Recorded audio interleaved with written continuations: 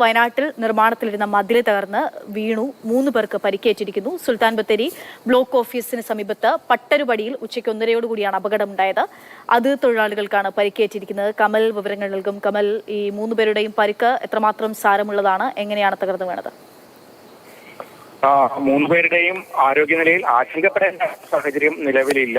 ബത്തേരി താലൂക്ക് ആശുപത്രിയിലാണ് ഇവരെ പ്രവേശിപ്പിച്ചിരിക്കുന്നത്. അതിഥി തൊഴിലാളികളായ രഞ്ജൻ വർമ്മ, ധ്വജൻ അധികാരി, ഓമിത് വർമ്മ എന്നിവർക്കാണ് പരിക്കേറ്റത്. ഇവർക്ക് കൈകാലുകൾക്കാണ് പ്രധാനമായും പരിക്കുള്ളത്. ഒരു കെട്ടിടത്തിന് വേണ്ടി ചുറ്റുമതിൽ നിർമ്മിക്കാൻ മണ്ണെടുക്കുകയായിരുന്നു. അപ്പോൾ അതിനോട് ചേർന്ന നിൽക്കുന്ന കരിങ്കല്ലിന്റെ മറ്റൊരു മതിൽ ഇടിഞ്ഞു വീഴുകയാണ് ഉണ്ടായത്. അങ്ങനെയാണ് ഇവർക്ക് പരിക്കേറ്റത്. കനത്ത മഴയാണ് കുറച്ചു ദിവസമായി. ആ സമയത്ത് ഇത്തരത്തിലുള്ള ഒരു ജോലി ചെയ്യുമ്പോൾ കൂടുതൽ ഈ അടുത്തുള്ള മതിലിനെ കുറിച്ചൊക്കെ കൂടുതൽ ശ്രദ്ധ വേണ്ടതാണ്. പക്ഷെ എന്തുകൊണ്ടാണെന്ന് അറിയില്ല, ഈ സമയത്ത് അങ്ങനെ ഒരു ജോലി എടുക്കാനായി കെട്ടിട ഉടമ തീരുമാനിച്ചത്. എന്തായാലും ആരോഗ്യനിലയിൽ വലിയൊരു ആശങ്കയില്ല എന്നുള്ളതാണ് ഏറ്റവും വലിയ ആശ്വാസം.